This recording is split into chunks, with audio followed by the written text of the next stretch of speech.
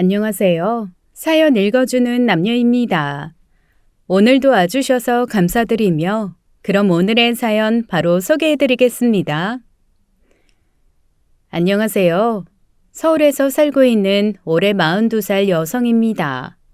저는 4년 전에 이혼을 했어요. 가장 믿었던 사람에게 사기를 당해 당시 잘 나가던 제 사업도 망하고 가진 재산 다 날리고 집도 날렸어요. 남편은 자신도 이제 무일푼이라며 냉정하게 저와 당시 4살 된 딸을 두고 떠나버렸죠. 이건 다 당신 때문이야.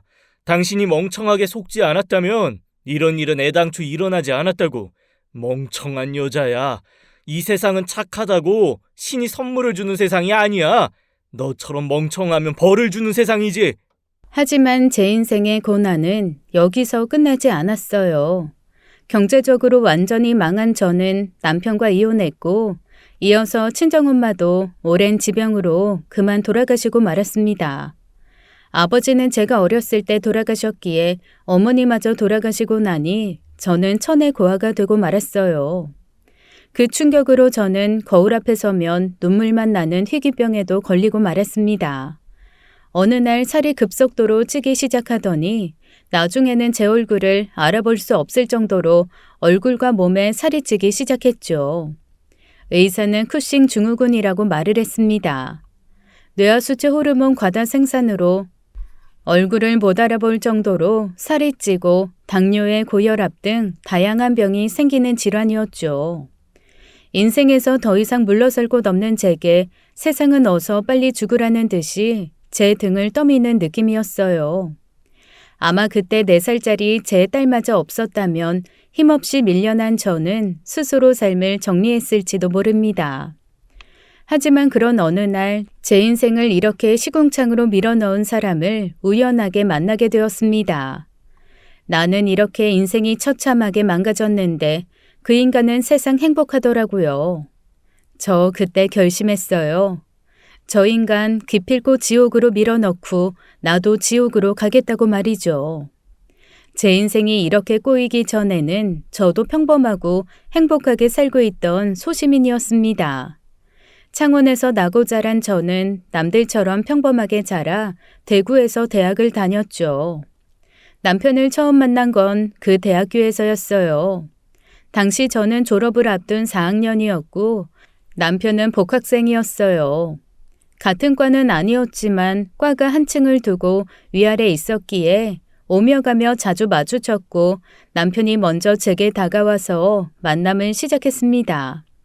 그리고 8년이라는 긴 시간 동안 연애를 했죠.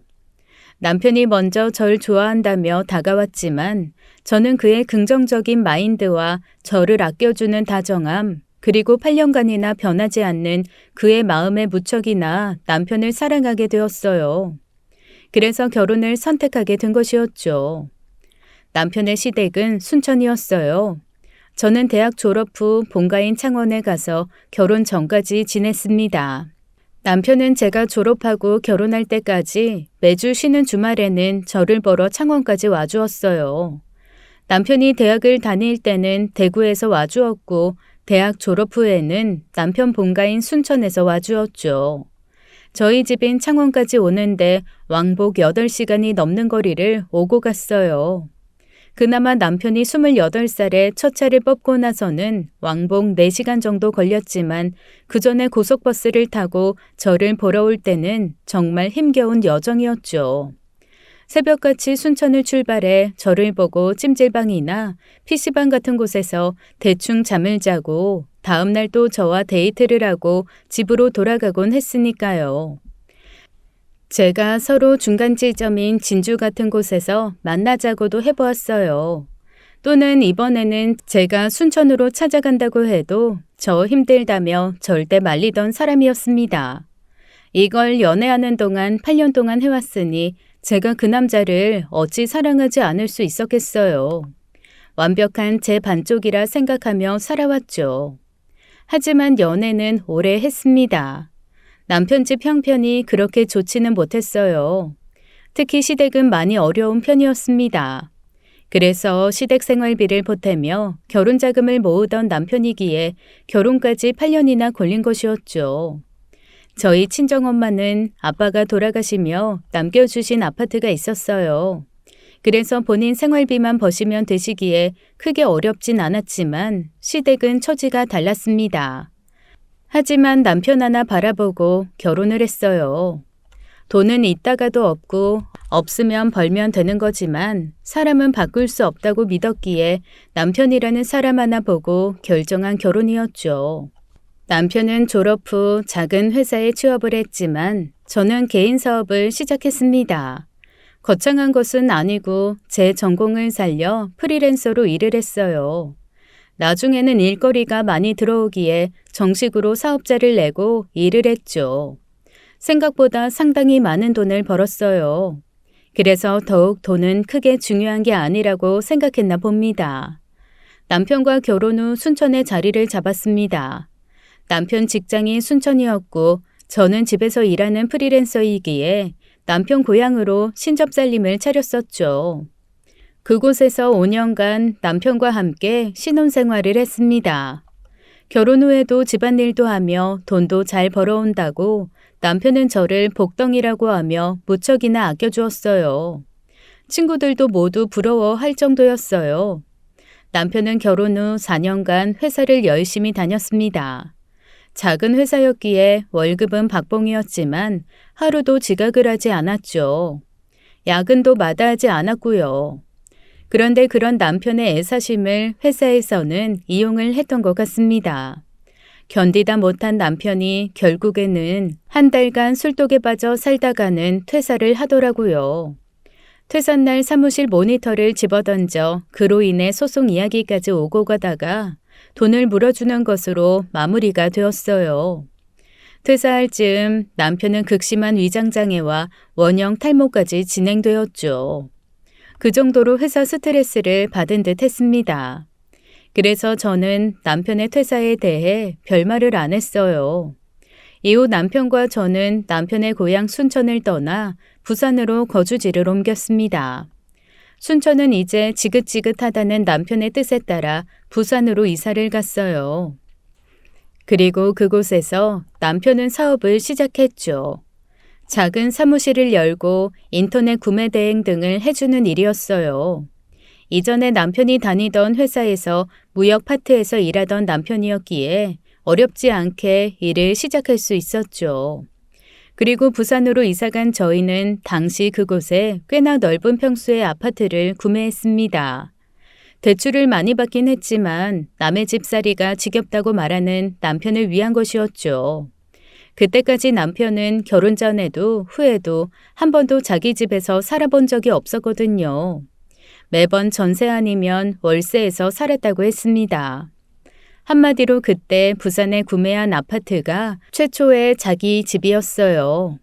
너무 기뻐하더라고요. 그때 제 뱃속에는 남편과 제 아이도 무럭무럭 자라고 있었어요. 저는 남편을 기쁘게 해주고 싶었어요. 그래서 제가 모은 돈이었긴 하지만 남편 명의로 아파트를 계약했습니다. 우리가 함께 살 집이기에 누구 이름으로 살지는 아무 상관없다 생각했죠. 대출도 상당히 많이 끼고 구입한 집이었어요. 고마워, 정말. 나 태어나서 처음이야. 내 집 가져보는 거. 매일 낡은 주택에서 새 들어 살다가 이렇게 내 이름으로 된 신축 대형 아파트에 살게 될 줄 상상도 못했다. 이건 다 당신 덕분이야. 고마워. 내가 지금보다 더 열심히 일해서 대출금은 모두 내가 갚을게. 하지만 남편의 그 결심은 현실 앞에서는 쉽게 무너지는 힘없는 의지였어요. 처음 2달간 남편이 아파트 대출금을 갚아 나갔습니다. 그러면서 제게 생활비라며 적지 않은 돈도 내밀었죠. 남편 사업이 잘 되는가 싶어 안심을 했습니다. 하지만 딱 2달이었어요. 구매 대행 사업도 경쟁자가 많기에 쉬운 일이 아니었거든요. 처음에는 제게 주던 생활비를 줄이던 남편은 결국 2달 후 생활비는커녕 아파트 대출이자도 내지 못하는 상황에 이르고 말았죠. 다음에는 자신의 사무실 임대료도 제게 손을 벌리는 상황이 되었습니다. 하지만 저는 남편을 응원했어요. 제 사업은 날로 번창했기에 생활비와 아파트 대출금을 갚기에는 충분했거든요. 하지만 저도 큰 사업을 하는 것은 아니었습니다. 딱 거기까지가 한계였어요. 대출을 조금 받아야 할 것 같아. 이번에 좋은 아이템이 있는데 미리 구매를 해둔 다음 팔아보려고. 그러면 해외 구매 대행으로 구해야 하는 물건을 기다리지 않고 소비자들이 바로 받아볼 수 있으니 경쟁력이 있지 않을까? 다만 남편의 고민은 한 가지였어요. 그 물건들을 미리 가져올 자금이 없다는 것이었죠. 그래서 제가 모아둔 돈을 꺼냈습니다. 남편을 믿었어요. 결과는요, 초대박이었죠. 혹시나 잘못될 것을 대비해서 적은 수량의 물건을 가져왔어요. 그런데 그 물건이 정말 단 하루 만에 모두 팔리더라고요. 물건을 조금 가져온 것이 후회될 만큼이었어요. 그 이후 이런 방식으로 남편이 사업을 운영했습니다. 남편은 사업이 나날이 잘 되니 더욱 물건을 많이 사다 놓고 팔았습니다. 그래야만 이윤이 더 커지니까요. 하지만 저는 그 점이 늘 불안했어요. 가져오는 물건들이 매번 잘 팔리긴 했지만 만약에 한 번이라도 잘 안 팔리는 일이 생긴다면 그 피해가 너무 클 테니까요.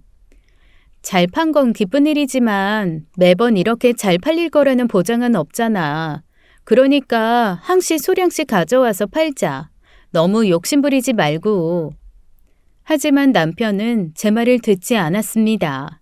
매번 물건을 대량으로 가지고 들어오더라고요.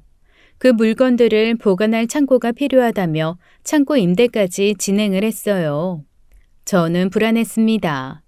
그러다가 결국 제 불길한 예감이 현실이 되었어요. 대출까지 받아 중국에서 물건을 가득 수입해 왔어요. 이제 팔 일만 남았죠. 그런데 저희에게 물건을 판 중국 업체에서 저희에게 판 물건값보다 훨씬 싼 값으로 한국에 직접 물건을 공급해서 팔기 시작한 거죠. 아무도 남편이 수입한 물건을 사지 않았어요. 결국 사온 가격보다 굉장히 많은 손해를 보며 땡처리를 해야 했죠. 그 한 방으로 그동안 제가 모아둔 저축의 대부분이 공중분해되었어요. 미안해. 당신 말 들을 걸 그랬어. 판매처에서 이렇게 뒤통수 칠 줄이야. 정말 몰랐어. 어쩔 수 없지. 인생 공부한 셈 쳐. 사람을 작정하고 속이려 드는데 별 수 있어? 속이는 사람이 나쁜 거지 속는 사람이 나쁜 건 아니잖아. 그 일로 남편이 매우 괴로워했어요. 술을 마셔 인사불성이 되는 날도 많았죠. 그러던 어느 날 제게 조심스럽게 말하더군요. 이번에 확실한 정보가 있어서 그래. 마지막으로 나 한 번만 믿고 돈 좀 해줄 수 있어? 돈을 해주고 싶어도 해줄 돈이 없어. 그동안 모아둔 거 저번에 물건 사는데 모두 보태줬잖아. 대출을 좀 받아서. 비트코인이라고 아시나요? 한때 핫했던 가상화폐 말입니다. 남편 지인의 지인이 가상화폐를 제작했는데 그 코인이 국내 대형 거래소에 상장이 된다는 이야기였죠. 코인이 거래소에 상장만 된다면 코인 가치가 기본적으로 10배 이상은 상장되자마자 뛴다는 이야기였어요. 10배가 뭐야? 상장돼 있는 코인은 한탕하려는 사람들이 몰려들어서 하루 만에 100배가 뛰는 코인도 있었어. 그걸 지인들에게만 상장가의 절반 가격에 판다고 하는데 안 사는 게 미친 거 아니야? 지금 내 지인들은 집담보 대출까지 받아서 사고 있다고. 이제 얼마 안 남았어. 지금에서야 생각해보면 충분히 이상한 이야기였어요. 그렇게 좋은 게 있다면 왜 남에게 권할까요? 그토록 좋은 게 있다면 우리 부부에게까지 기회가 올 리가 없었습니다. 최소 손해는 안 보는 거야. 상장 가격의 반 가격에 사는 건데 손해를 볼 수가 없잖아. 적어도 원금은 보장되는 건데 안 하면 바보 인증이지. 남편을 믿었어요. 가상화폐, 비트코인, 저는 전혀 모르는 분야였습니다. 그저 누가 가상화폐로 얼마를 벌었다는 소문만 들어보았을 뿐이었어요. 어떻게 하는지도 몰랐어요. 그저 남편만 믿었습니다. 그리고 무엇보다 한 번 실패를 맛봐 망가져가는 남편을 보고 싶지 않았어요. 제가 할 수 있는 한 최대한 도와주고 싶었습니다. 저를 멍청하다 욕하시겠지만 사랑하는 사람이 저렇게 궁지에 몰려 괴로워하니 안 도와줄 수가 없었어요. 저는 제 사업자를 이용하여 대출을 받아서 남편에게 이체를 했습니다. 정말 바보 같았죠. 그리고 그 일로 저는 모든 것을 잃었습니다. 남은 것은 제 앞으로 된 빚뿐이었죠. 미안해. 내가 속았어. 상장되는 코인은 애초에 없었나 봐. 미안해 정말. 그게 무슨 소리야? 코인이 없다니. 그럼 돈을 보낸 이력이 있을 거 아니야. 경찰에 신고해야지. 비상장 코인을 정상적으로 거래할 수 없다는 말에 남편은 돈을 인출해서 상대에게 넘겼고 가상화폐가 담긴 USB를 받았다고 했습니다. 하지만 아내는 남편이 건넨 돈의 1000분의 1도 가치가 전혀 없는 쓰레기 가상화폐만 들어있었다고 했어요. 경찰에서는 사기가 아닌 가상화폐 거래로 보이기에 사기는 아니라고 말을 했죠. 어차피 가상화폐 특성상 정가가 있는 것이 아니고 정해진 가치가 없기에 사기로 볼 수 없다고 했습니다. 저는 부산집을 팔아서 제 빚을 해결하고 고향인 창원으로 가자고 했어요. 주거비가 조금이라도 저렴한 동네로 이사를 가서 월세에서 다시 시작하자고 했죠. 미안해. 사실은 집도 이미 팔아서 다 투자했어. 남편이 무슨 말을 하는지 알아듣지 못하겠더라고요. 집을 팔아서 투자했다뇨. 그건 제 집이었어요. 남편 이름으로 구입을 했지만 초기에 들어간 돈도 제가 모두 냈고 이후 대출금도 남편이 딱 2달 입금한 거 제외하고는 제가 모두 갚았습니다. 그런데 집을 팔았다뇨. 저는 그 자리에서 쓰러지고 말았죠. 정말 한순간에 모든 것이 신기루처럼 사라지고 말았어요. 남편은 제게 면목 없다며 이혼을 하자고 했습니다. 자신이 살아있는 동안 무슨 수를 써서라도 제 돈을 갚아준다고 했지만 믿을 수가 없었어요. 집까지 팔아서 인생 한 방에 투자한 남편이 너무나 미웠고 배신감에 치를 떨었죠. 14년간 사랑했고 믿었던 남편과 크게 싸우고 나서 저희는 이혼을 했습니다. 우리 지혜 양육비는 보내줘. 적어도 아빠라면 그거라도 지켜.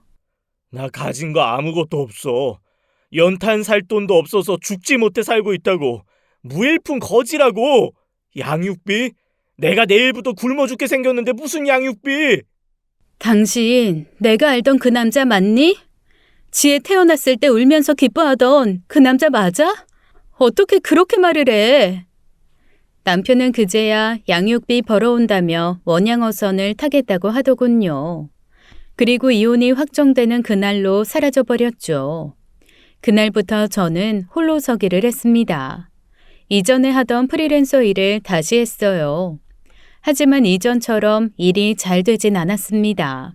이혼 소송을 진행하고 제가 정신적으로 망가져 일을 제대로 못하는 기간 동안 그동안 거래를 했던 대부분의 거래처들이 다른 회사로 넘어갔거든요. 집도 절도 없는 저는 제 딸과 함께 창원 친정집으로 들어갔어요. 친정엄마는 아는 지인 식당에서 반찬을 만들어주며 적게나마 생활비를 버셨고 아버지가 남기고 간 집 때문에 크게 생활이 어렵지는 않으셨거든요.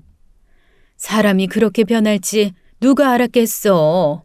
살다 보면 사고야 칠 수 있겠지만 어떻게 자기 마누라랑 딸을 냉큼 버리고 물고기 잡는다고 도망을 가니 가긴. 콱 바닷물에 빠져서 물고기 밥이나 됐으면 좋겠다. 친정엄마도 남편을 믿은 만큼 배신감에 악감정이 커지셨어요. 툭하면 한숨을 쉬시며 남편 욕을 했죠. 저도 남편이 참 미우면서도 한편으로는 어쩌다가 이 모양까지 우리가 왔을까 안타까웠어요. 그때 제가 남편의 투자를 막았다면 최악의 상황은 모면하지 않았을까 싶었죠.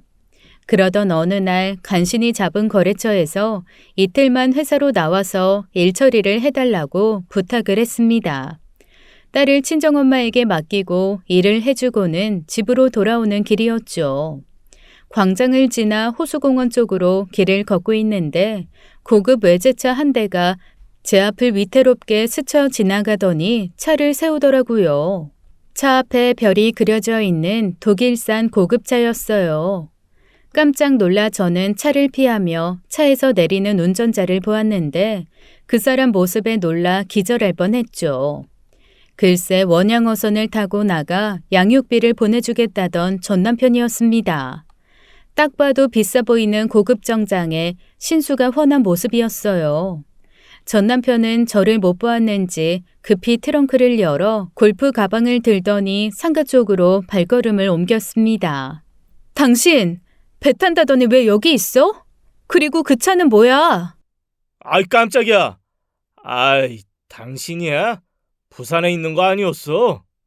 말 돌리지 마. 당신이 무슨 돈이 있어서 이런 차를 끌고 다녀?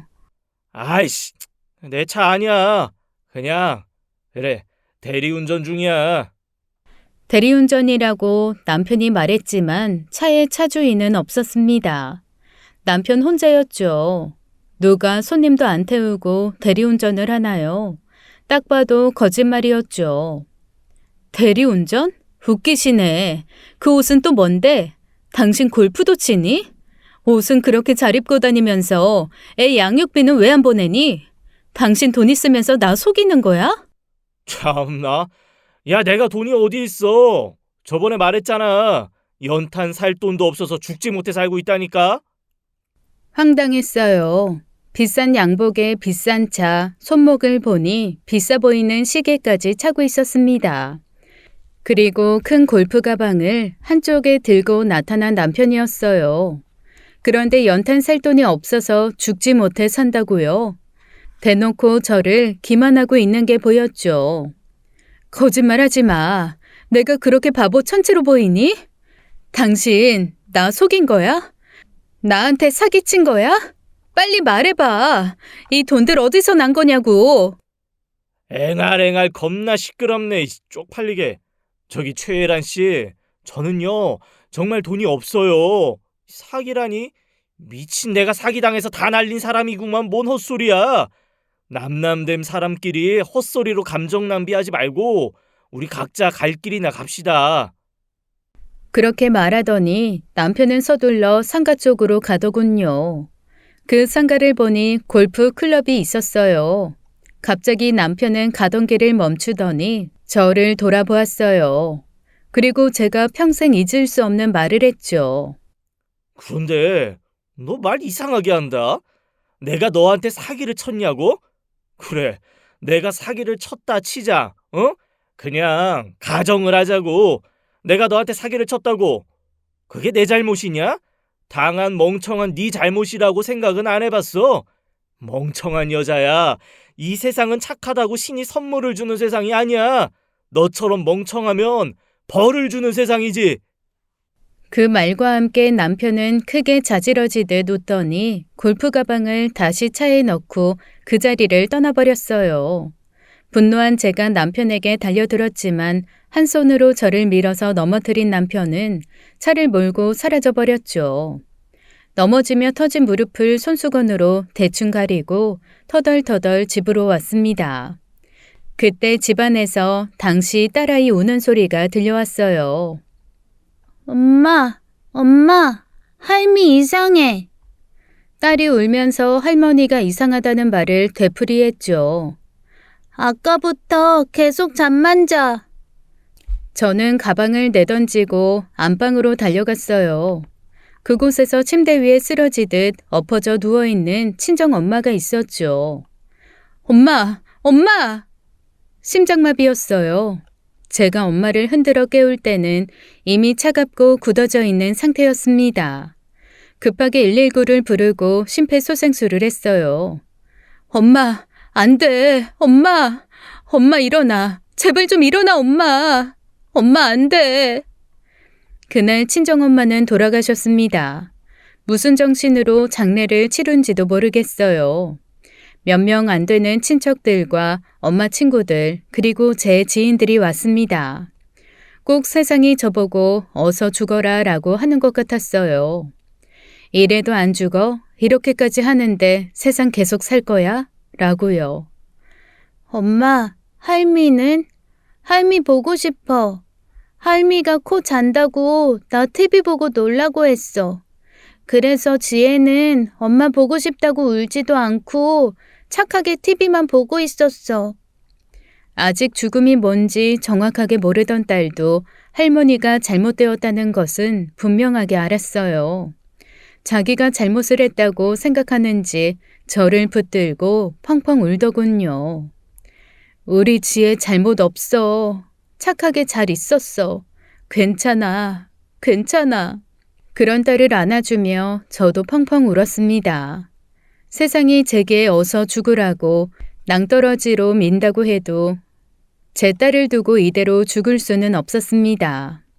아직 끝 아니야. 끝 아니라고. 그쯤이었어요. 극심한 스트레스를 겪고 있던 제게 희귀병 쿠싱 증후군이 발병한 게요. 먹는 게 없어도 살이 찌고 얼굴이 심하게 부어 이상한 모습으로 변했죠. 몇몇 지인들은 저를 못 알아보기도 했어요. 친구들은 세상이 제게 너무하다고 입을 모아 이야기했습니다. 하지만 저는 제게만 가혹하던 세상이 제게 마지막 기회를 주는 거라 생각했어요. 오히려 좋다는 말에 몇몇 친구들은 정신과를 권하기도 했지만 저는 상관없었어요. 정말 그렇게 믿었거든요. 저는 예전에 나약한 제가 아니었습니다. 제가 마음먹기에 따라 제 인생을 바꿀 수도 있다고 믿었죠.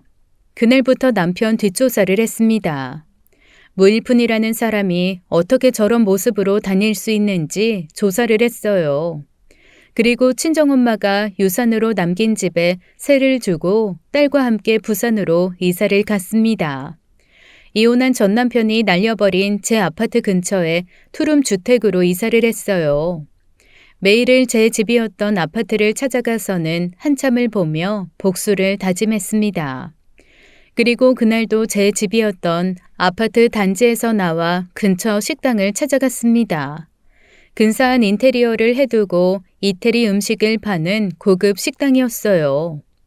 그곳에 들어가 배고픈 배를 채웠습니다. 식당 주인으로 보이는 사람이 주방 직원에게 지시를 하는 게 보였어요. 저보다 나이가 약간 많아 보이는 여자였는데 날씬하고 묘한 분위기를 풍기는 예쁜 여자였죠. 식사를 마치고 가만히 식당을 살펴보니 주방에서 일하는 사람을 뽑는다는 구인 문구가 보였습니다. 일자리를 찾고 있는데 여기서 일할 수 있을까요? 여자는 저를 물끄러미 보더군요. 제 몸을 이리저리 살펴보더니 힘든 일인데 일할 수 있겠냐고 물었습니다. 아마 제 병 때문에 제 몸이 이상해 보였을 거예요. 몸은 뚱뚱하고 얼굴은 부풀어 올라 있으면서 팔다리는 또 가늘었거든요. 저는 맡겨만 주시면 실망 안 시킨다고 말했습니다. 깜짝 놀랄 모습을 보여주겠다고 약속했죠. 그러자 여사장은 제 패기가 마음에 들었는지 내일부터 출근해보라고 하더군요. 일은 어려웠습니다. 그리고 박봉이었어요. 최저시급에 딱 맞는 급여였죠. 하지만 상관없었어요. 저는 달라져 있었습니다. 목표가 있었거든요. 바로 남편에게 복수를 하는 것이었죠. 그러기 위해서는 이 힘든 일도 복수의 과정이라 생각하며 참았습니다. 매일 누구보다 일찍 출근해서 가게 주변과 가게 청소를 했어요. 제가 안 해도 되는 일이었지만 제 가게라 생각하며 일을 했어요. 그런 제 모습을 보며 여사장은 곰처럼 미련하게 일한다며 처음에는 비웃었죠. 그렇게 일해도 돈 올려줄 생각 없고 요리 일을 맡길 생각도 없다고요. 음식은 이태리 음식을 정식으로 배운 주방장이 하고 있었습니다. 저는 설거지나 청소, 식자재를 다듬는 잡일을 했어요. 생긴 것도 손님들에게 불쾌감을 준다며 홀에는 나가지도 못하게 했죠. 하지만 저는 상관 안 했어요. 그저 제가 맡은 일을 열심히 했죠. 그러던 어느 날 가게 문을 닫을 시간이었습니다. 이미 마지막 오더 시간이 한참 지났기에 요리를 담당하는 주방장도 퇴근을 했고 뒤처리를 하는 저와 여사장 그리고 남자 손님 2명만이 가게에 남아 있었죠. 남자 손님들은 와인을 시키고 피자를 먹으며 술주정을 하고 있었어요. 나이가 많아 보이지 않은 남자들이었는데 와인을 먹고 술 기운이 올라왔는지 여사장에게 술을 따라보라고 하더군요. 옆에 와서 앉아보라면서요. 예쁘장하게 생긴 여사장에게 치근덕거리는 모습이었죠. 여기 싸구려 술집 아니고 고급 식당입니다. 술주정하실 거면 나가세요. 경찰 부르기 전에. 술주정하는 남자들 앞에서도 전혀 꿀리지 않는 모습이었어요. 하지만 그 말에 남자 손님들이 화가 났는지 소리를 지르며 항의를 하더라고요. 여사장에게 달려드는 남자들 사이에 제가 끼어들었죠. 경찰 부르기 전에 썩 꺼지라고요. 남자들은 제 모습을 보더니 웃더군요. 어디서 이 티가 나타나서 기분 잡치기 하냐면서요. 그러면서 여사장 손을 잡았습니다. 우리 나쁜 사람들 아니야. 그냥 같이 한잔하면서 이야기 좀 하자니까. 그 말이 끝나자마자 여사장이 그 남자 뺨을 때렸고 급기야 몸싸움이 벌어지기 시작했어요. 그 순간 제가 달려들어서 그 남자 머리채를 잡고 매달려서 어깨를 물고 난리도 아니었습니다. 그 남자는 저를 패대기 치더니 발로 차더군요. 하지만 저도 이제 악분이 안 남은 년이었어요. 저를 차는 발을 팔로 부여잡고 종아리를 닥치는 대로 물어뜯었습니다. 결국 다른 남자 일행이 싸움을 말려 그들은 도망치듯 가게를 빠져나갔죠. 경찰이 오면 자기들이 불리할 테니까요. 싸움으로 인해 산발이 된 머리카락과 옷무새를 정리하는데 여사장이 저를 보며 크게 웃었습니다. 지를 도와줬는데 웃어? 뭐 저런 년이 다 있지? 라고 생각을 하는데 여사장이 품에서 거울을 꺼내 제 얼굴을 보여주더군요. 제 양쪽 콧구멍에서 빨간 피가 줄줄 흐르고 있었어요. 쌍코피가 터진 거였죠. 그 모습에 저도 어린아가 웃고 말았습니다. 여사장과 둘이 같이 배꼽이 빠져라 웃었어요. 오랜만이었죠. 그렇게 크게 웃은 것은요. 그렇게 저는 여사장과 남자들이 앉아있던 자리에 앉아 남은 와인을 마셨어요. 와인을 다 마시자 주방 쪽으로 들어간 여사장은 소주를 2병 꺼내오더라고요. 꺼내온 소주를 둘이 같이 나눠 마시며 처음으로 대화다운 대화를 했어요. 난 술주정하는 남자들이 정말 싫어. 우리 아빠가 그렇게 술 먹고 우리 엄마 때렸거든. 결국 엄마는 참다 혼자서 도망갔어. 못된 년. 뭐 천벌인가?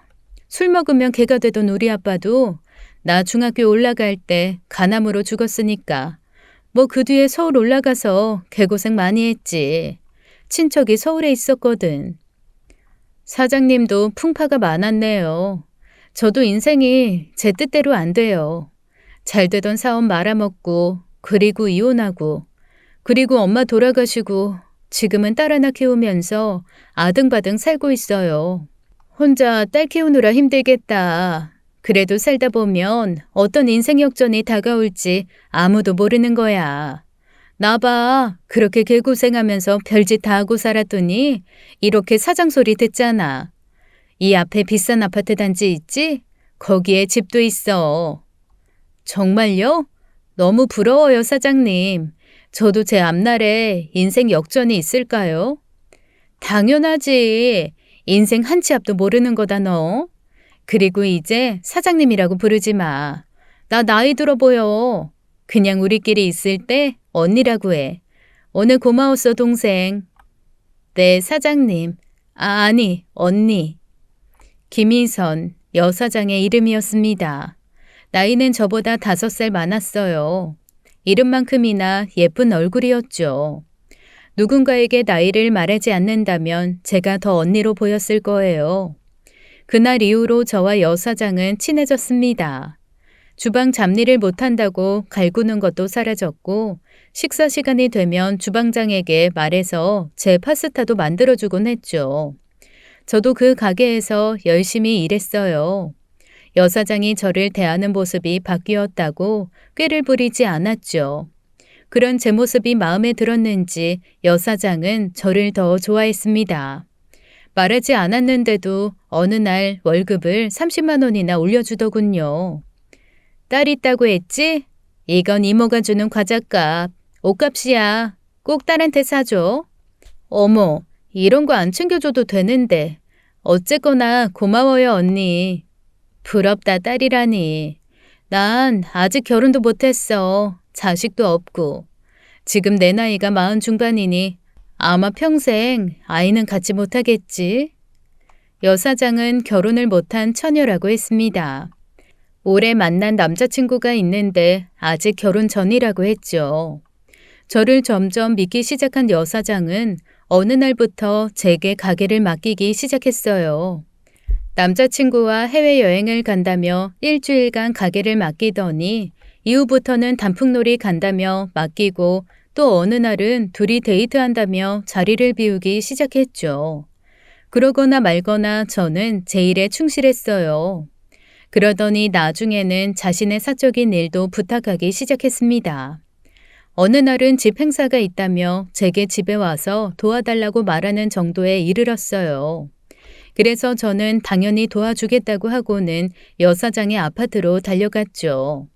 여사장 집에 가니 그날 저녁 가족 모임이 있다고 했습니다. 제게 음식 준비를 부탁하더라고요. 이런저런 음식을 준비하며 여사장의 집을 보았어요. 깨끗하고 좋은 집이었죠. 전 남편이 사업 말아먹으며 날려먹은 제 아파트가 잠시 생각이 났어요. 저분이 언니 남자친구예요? 여사장이 자는 방에는 큰 액자에 사진이 들어가 있었습니다. 여사장과 남자친구가 제주도에서 찍은 사진인 것 같았죠. 근사한 유럽풍 커피숍을 배경으로 찍은 사진이었어요. 여사장과 남자친구가 환하게 웃고 있었어요. 잘생겼지? 같이 제주도 여행 갔을 때 찍은 거야. 오래전이네. 내 남자친구 무려 연하다? 나보다 어려. 곧 상견례도 하고 결혼할 거야. 동생도 꼭 와야 한다. 제게 꼭 자신의 결혼식에 와달라고 부탁을 하더군요. 알겠다고 대답을 하고는 음식을 준비하고 여사장 집을 나왔어요. 다음 날 일하고 있는 저를 여사장이 불렀습니다. 식당은 주방장에게 맡기고 자기와 어디를 좀 가자고요. 그러더니 저를 항구에 데리고 가더라고요. 어제 고생해줬다며 맛있는 회를 사준다고 하면서요. 여사장 차를 타고 드라이브를 하며 항으로 갔습니다. 세상에, 이런 차는 얼마나 해요? 언니 정말 성공했구나. 아니야, 이거 내가 산 거 아니고 남자친구가 사준 거야. 내 남자친구 멋지지? 어제 사진 속에 그 남자분이요? 이런 비싼 외제차를 척척 사줘요? 남자친구분이 돈이 많으신가 봐요. 그렇지 뭐. 5년 전에 사준 거라 이젠 이 차도 구닥다리지. 이번에 새 차로 바꿔달라고 말하려고. 제게는 충분히 좋아 보이고 비싼 차였습니다. 저는 돈을 잘 벌 때도 이런 차를 끌어본 적이 없었어요. 모두 남편 사업에 투자금으로 들어갔었거든요. 문득 옛날에 제 모습이 떠오르며 후회가 깊어졌습니다. 깊은 생각에 빠져 있는데 여사장이 제게 묻더라고요. 동생도 이런 차 끌고 싶어? 부자가 돼서 딸이랑 떵떵거리면서 살아보고 싶어? 당연하죠. 저도 그러고 싶어요. 제 딸은 적어도 남부럽지 않게 살게 하고 싶어요. 저도 옛날에 잘 나가던 시절이 있었는데 지금은 남자 잘못 만나서 이 모양 이 꼴이네요. 아직 젊으면서 왜 그래? 오늘 이 언니가 맛있는 회 사주고 내일 동생한테 좋은 소식 전해줄게. 기대해. 동생 인생이 역전할 수 있는 소식이야. 여사장이 제게 말하려고 하는 것이 무엇인지 궁금했습니다. 하지만 묻지 않았어요. 제가 급해져서 여사장에게 물어보면 제가 계획한 일이 틀어질 것 같았거든요. 저는 한숨도 못 자고 다음 날이 되었습니다. 여 사장의 말이 너무나 궁금했지만 저는 그날도 묻지 않고 평소 하던 일에 열중하는 척했죠. 그리고 식당이 문을 닫을 시간이 되자 여 사장이 소주를 가지고 나오며 제게 한잔 하자고 했어요. 어제 말한 인생 역전 기회를 제게 주겠다면서요. 저번에 동생 어머니가 돌아가시면서 집을 유산으로 남기셨다고 하셨지? 네. 이혼하고 어찌 살아야 하나 막막했는데 집 하나 있으니까 딸이랑 단둘이 사는 게 그렇게 막 고되지는 않네요. 집 걱정은 안 하니까요. 언제까지 그렇게 살 거야? 집 끼고 있어봐야 돈이 나오는 것도 아니고 쌀이 나오는 것도 아니고. 내가 좋은 돈벌이 알려줄까? 돈벌이요? 돈은 직접 벌어오는 게 아니라 동생이 잘 때도 돈이 알아서 돈을 벌어오게 만들어야 하는 거야. 잘 들어봐. 내가 동생이 진짜 친동생 같아서 기회를 주는 거야. 그리고 이어지는 여 사장의 말은 충격이었습니다. 집을 팔아서 자기가 시작하려는 요양병원 사업에 투자를 하라는 것이었죠. 투자만 하면 원금은 무조건 보장되고 저에게는 특별하게 연에 30% 이상의 수익을 보장해 준다는 말이었습니다. 그 말은 투자 후 3, 4년만 지나면 원금 회수가 가능하다는 말이었죠. 저는 여 사장 말에 눈이 커졌습니다. 다시 말하지만 집이 중요한 게 아니야. 물론 엄마 유산이라 팔기 어려운 거 알겠지만 이 좋은 기회 날리면 하늘에서 동생 엄마도 슬퍼하실 거야. 저는 여 사장에게 알겠다고 말하며 며칠만 긍정적으로 생각해 보겠다고 했습니다. 여 사장이 말하는 투자는 정말 좋아 보인다고 말해줬어요. 하지만 이전에 남편이 투자를 해서 전 재산을 날려먹은 일 때문에 섣불리 집을 팔고 투자를 하기 망설여진다고 말을 했습니다. 그렇게 한 달 이상을 고민했죠. 제 고민이 길어지자 여 사장은 조금씩 재촉을 했습니다. 빨리 투자를 하지 않으면 투자자들이 모두 채워지고 그때는 투자를 하고 싶어도 못한다는 말이었죠. 사실 이전에 남편이 투자를 잘못해서 전 재산을 날렸거든요. 저 언니 말 믿고 해보고 싶은데 그 일 때문에 조금 망설여져요. 동생은 나 못 믿어? 나 너무 섭섭한데? 당연히 언니 믿죠. 다만 제가 겪은 일이 있어서. 그럼 언니, 제 부탁 하나 들어주시면 바로 투자해 볼게요. 제가 투자를 하겠다고 하니 여 사장은 무척이나 기뻐하더라고요. 그러면서 그 부탁이 무엇이냐고 묻더라고요. 저는 여 사장에게 가지고 있는 재산 내역을 보여달라고 했습니다. 많은 사람들에게 투자를 받는다고는 하지만 요양병원 사업까지 계획할 정도라면 어느 정도 본인 자금은 있다는 말일 테니 그 자금을 확인시켜 달라는 것이었죠. 그래야 안심이 된다고요. 날 정말 못 믿는 거네. 동생 실망이다. 언니 미안해요. 저 정말 언니 믿는데 제가 겪은 일이 있다 보니 돌다리도 부서질 때까지 두들겨보고 건너는 사람이 돼버려서요. 죄송해요 언니. 죄송하긴. 좋아. 어떻게 내 자금을 인증해주면 되는데? 인증만 하면 투자하는 거다. 저는 여 사장에게 가지고 있는 현금 잔고를 증명해달라고 했어요. 통장이 여러 개여도 상관없으니 입출금 내역이 포함된 은행에서 직접 뽑아오는 자료로 달라고 했죠. 그것만 있으면 투자를 해보겠다고 했어요. 적어도 여 사장에게 현금이 있고 조작이 아닌 은행에서 직접 뽑아주는 자료라면 믿을 수 있다고 했죠. 우리 동생 신중하구나. 더 마음에 드네. 알았어. 이번 주 안에 준비해 줄게. 여 사장은 그렇게 말하고는 바로 다음 날 제게 입출금 내역이 있는 자신의 자금 내역을 보여주었습니다. 꽤 많은 돈을 현금으로 들고 있었어요. 어때? 이제 믿음이 가지? 동생한테 투자하라는 돈보다 내가 투자하는 돈이 훨씬 커. 설마 내 돈 날려가면서 동생한테 투자하라고 하겠어? 고마워요, 언니. 이제 믿을게요. 대신 조금만 기다려주세요. 우선 엄마 집을 팔아서 돈을 마련해 볼게요. 제 말에 여 사장은 한시가 급하니 금매로 집을 팔라고 했습니다. 금매로 팔며 조금 손해보는 거 신경 쓰지 말라면서요. 저는 알겠다고 말을 했어요. 팔리자마자 바로 여사장에게 돈을 송금하겠다고 했죠. 저는 여사장이 말한 그 투자를 제 인생 마지막 기회로 생각했습니다. 제가 유산으로 받은 엄마 집을 걸고 전 남편이 날려먹은 제 집을 다시 되찾을 마지막 기회. 그때가 남편과 이혼하고 2년이 좀 안 되었을 때였어요. 그래서 제 마음이 더 조급해졌죠.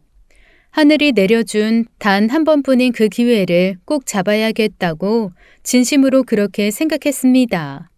그리고 며칠이 지났을 때였어요. 제가 투자를 결정하자 여사장이 제게 남자친구를 소개해준다고 했습니다. 요양병원 사업과 투자자 관리를 하고 있다고 했죠. 저는 알겠다고 했어요. 여사장은 친절하게도 여사장의 남자친구와 제가 만나는 날 일도 빼주더군요. 여사장의 남자친구와 근처 커피숍에서 만나 투자 이야기를 하기로 했습니다. 안녕하세요. 이번에 요양병원 사업을 맡아서 진행하는 박형식 대표입니다. 좋은 결정하신 거예요. 요즘 이 정도 수익 나는 투자 물건 없습니다. 여사장은 잠시 가게에 일이 있어 조금 늦는다고 하더라고요. 저는 조용히 창밖을 보며 여사장을 기다렸죠. 여사장의 남자친구는 이것저것 자료를 보여주며 요양병원 사업이 얼마나 비례 가치가 있는지 입이 마르도록 설명을 하더군요. 저는 관심이 크게 없었어요. 알 수 없는 미소를 지으며 창밖만을 바라보았습니다. 첫눈이 내리고 있었고 멀리서 여사장이 눈을 털며 카페로 오는 게 보였죠. 그때 여사장의 남자친구가 제게 말을 하더군요. 그런데 혹시 가상화폐라고 아세요? 비트코인 비슷한 건데 아시죠? 아이, 왜 뉴스에서 그걸로 수백억을 번 사람들 이야기. 제 아는 지인이 그 가상화폐를 만들어서 이번에 상장시키는데 최소 10배 장사입니다. 뭐 요양병원 투자는 집 한 돈으로 해보시고 신용도 괜찮으시면 신용대출도 좀 받아서 코인에도 한번 투자해보실래요? 제 여자친구의 친동생 같이 친한 분이라 제가 특별하게 말씀드리는 거예요. 저는 여사장 남자친구의 말에 먹던 커피를 내려놓으며 미친 듯이 웃었습니다. 배꼽을 부여잡고 웃었죠. 얼마나 웃었는지 카페 주변 사람들이 다 쳐다보더군요. 그때 여사장이 들어왔어요. 미친 사람처럼 웃는 저를 보며 여사장은 자기 남자친구에게 물었죠. 동생, 왜 그래? 뭐 좋은 일 있어? 아이, 코인에 투자해볼 의향 있냐고 물어보니 갑자기 저러시네. 저는 눈물까지 나며 웃음이 나는 걸 간신히 참으며 고개를 들었어요. 아, 미안해요. 너무 우스워서 참을 수가 없었어요. 박형식 씨, 여전하네요. 제 말에 여사장의 남자친구는 저를 똑바로 쳐다보았죠. 카페에서 만나고 처음으로 제 눈을 마주보는 순간이었어요. 그동안 저는 계속 창밖을 보고 있었거든요. 제 목소리를 들은 여사장의 남자친구는 제 눈을 보더니 이내 기겁하며 소리를 질렀죠. 너 뭐야? 너 최혜진? 야, 네가 왜 여기 있어? 저는 그 말에 다시 웃을 수밖에 없었습니다. 이야기는 엄마가 돌아가실 시점으로 다시 돌아갈게요. 심장마비로 돌아가신 그날이요. 제 복수는 그날 시작되었거든요. 비싼 차를 타고 골프를 치며 돌아다니는 전 남편을 보고 집으로 돌아간 날 친정엄마가 심장마비로 돌아가셨다고 제가 앞에서 이야기했죠. 저는 그날 완전히 다른 사람이 되었습니다. 나약하고 순진한 저는 이제 없었어요. 가장 먼저 한 일은 전 남편의 뒷조사였습니다. 땡전 한 푼 없이 망했다고 한 전 남편이 너무 부자처럼 살고 있었거든요. 이혼 소송에서도 전 남편의 재산은 0원이었습니다. 정말 거지 그 자체였죠. 그런데 어떻게 저런 부자의 삶을 살게 되었는지 너무 궁금했어요. 처음에는 부자 아줌마를 잡은 줄 알았어요. 만약 그런 거라면 제 돈 갚으라고 따질 생각이었죠. 이혼하며 전 남편이 두고 간 낡디 낡은 노트북을 하나하나 다 뒤져보았어요. 그런데 그곳에서 뜻밖의 전 남편의 내연녀의 이름을 알게 되었습니다. 자신의 흔적을 깨끗하게 다 지워둔 노트북에 실수로 메모장 하나가 안 지워지고 남아있었던 것이었죠. 김희선 데이트 10월 24일 아침 8시 잊지 말 것. 그것은 다름 아닌 앞서 이야기한 이태리 식당 여사장이었어요. 이름은 김희선, 이름만큼이나 예쁘장하게 생긴 여자였죠. 처음에는 어디서 많이 들은 이름이다라고 생각했어요. 연예인 이름이라 그런가 싶다가 제 머리에 번쩍 불이 나며 기억이 났습니다. 전 남편 사업이 망하며 팔았다는 제 집, 그 집의 새 주인 이름이었습니다. 그 당시 등기부 등본을 떼보았기에 정확하게 기억하고 있었죠.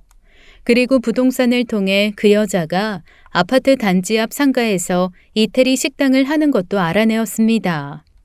전 남편은 사업이 망해 집을 팔았다고 했지만 판 게 아니었어요. 자신의 내연녀인 여사장에게 명의를 넘긴 것이었죠. 제게서 집을 뺏으려고요. 상담하시는 분 주장이 사실이라면 이게 사회행위긴 한데 남편분이 재산 분할을 하기 싫어서 재산을 빼돌렸다는 건데 안타깝게도 증거가 없으시잖아요. 일단 새로운 집주인 김희선 씨가 남편분, 죄송합니다. 전 남편분 상간녀라는 증거가 있거나 법적 판결을 받아라 재산 내역도 조사할 수 있는데 지금 아무런 증거가 없는 상황이잖아요. 그리고 이혼하시고 2년 지나면 재산 분할도 다 끝나는 거고요. 숨긴 재산을 되찾을 시간이 2년뿐이 없었습니다. 하지만 포기할 제가 아니었습니다. 저는 바로 여사장의 가게로 찾아갔어요. 전 남편에게 뺏긴 제 아파트를 매일 보러 찾아갔다가 전 남편의 내연녀 식당에서 주방 보조를 뽑는다는 구인 광고를 보았거든요. 저 여기서 일하고 싶어요. 열심히 할게요. 정말 열심히 일했습니다. 여사장 눈에 들고 싶었고 친해지고 싶었어요. 그래야만 이 여자가 전 남편의 내연녀라는 증거를 찾을 수가 있으니까요. 그래서 술 취한 손님을 연기할 사람들을 구했습니다. 그냥 저를 가차없이 두들겨 패주세요. 진짜 때리라고요? 아줌마를요? 네, 쌍코피 터트려 주시면 50만 원 더 드릴게요. 제 계획은 성공했어요. 그날 이후 여사장과 친해졌으니까요. 그리고 여사장 집에도 드나들 수 있었습니다. 과연 증거가 있을까 걱정했지만 찾아간 첫날 증거를 찾을 수 있었습니다. 바로 제 전 남편과 여사장이 제주도에 여행을 갔던 사진이었어요. 그 사진을 저는 핸드폰으로 촬영해 두었죠. 저는 그 사진을 토대로 조사를 해보았어요. 그리고 전 남편과 여사장의 제주도 사진에서 나온 뒷배경의 카페에 집중을 해보았죠. 알아보니 사진 속 유럽풍의 카페는 이미 5년 전에 망해서 폐업을 한 곳이더군요. 한마디로 이들이 제주도에 여행을 간 것은 전 남편이 저와 결혼 생활을 유지하던 중이었던 5년 전 일이라는 것이었어요. 전 남편과 여사장이 당시 불륜관계였다는 것을 증명할 증거였죠. 그리고 또 있었어요. 그건 여사장의 고급 외제차였습니다. 제가 물어보니 여사장은 5년 전에 남자친구가 사준 것이라고 제게 고백을 했습니다. 제주도를 함께 간 남자친구가 사준 것이냐 물으니 여사장이 그렇다고 말을 했었죠. 내가 당신 전 남편의 내연녀였습니다 라고 고백하는 것과 마찬가지인 줄도 모르고 여사장은 제게 차 자랑질을 했었어요. 그리고 가장 결정적인 증거는 여사장의 통장 입출금 내역이었어요. 사실 이 부분이 가장 어려웠습니다. 순수하게 여사장이 통장 내역을 내줄 줄은 정말 몰랐거든요. 여사장은 제게 요양병원 투자를 권유했습니다. 저는 이미 알고 있었어요. 이것도 제 전남편이랑 짜고 치는 사기라는 것을요. 한 번 속지 2번 속나요? 그놈들은 사기꾼 커플들이었어요. 하지만 저는 속아 넘어가주는 척을 했습니다. 엄마가 제게 유산으로 남기고 떠난 수억대의 아파트를 믿기로요. 여사장은 많이 달아올랐을 거예요. 제게 사기를 쳐서 그 아파트 판돈을 꿀꺽하고 싶었겠죠. 그런데 제가 통장 입출금 내역만 보여주면 바로 매매대금을 입금해준다고 하니 여사장이 돈에 눈이 멀어 악수를 둔 것이었죠. 사실 이 부분은 저로서도 확신을 할 수 없는 부분이었습니다. 하지만 전 남편이 제 돈을 모두 사기를 쳐서 내연녀에게 맡겼다면 전 남편도 그 돈의 존재를 지속적으로 확인하려 했을 거예요. 사기꾼 커플 간에 완벽한 신뢰는 없을 테니까요.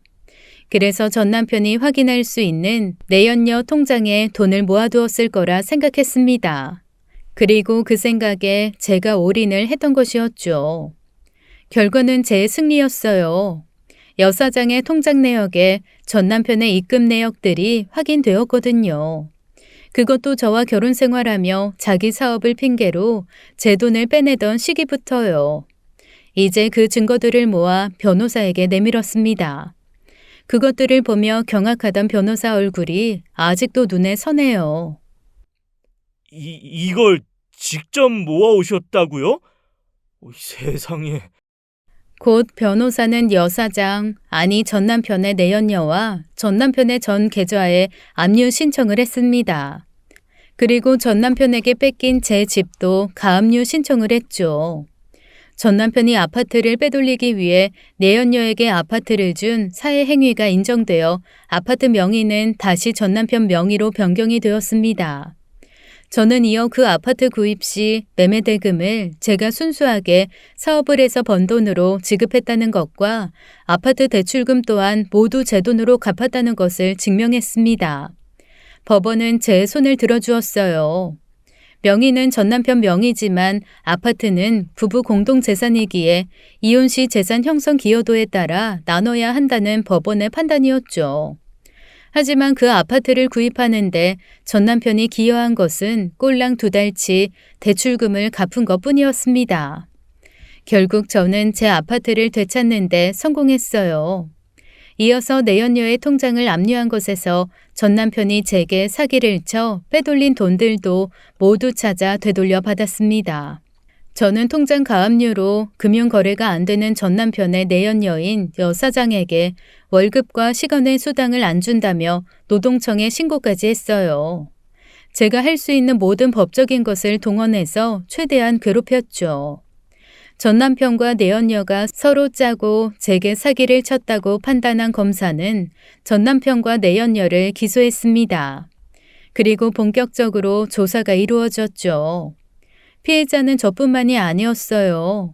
내연녀에게 좋은 마음으로 다가왔던 남자 피해자들도 있었죠. 제가 여사장 통장 입출금 내역에서 본 그 많은 돈은 모두 사기를 쳐서 모은 돈이었어요. 결국 범죄 사실이 인정되어 전 남편과 내연녀 여사장은 징역 2년에 처해졌습니다. 전 남편에게 아직 받을 돈이 100만 원 남은 저는 감옥에 있는 전 남편의 영치금도 가압류를 걸었습니다.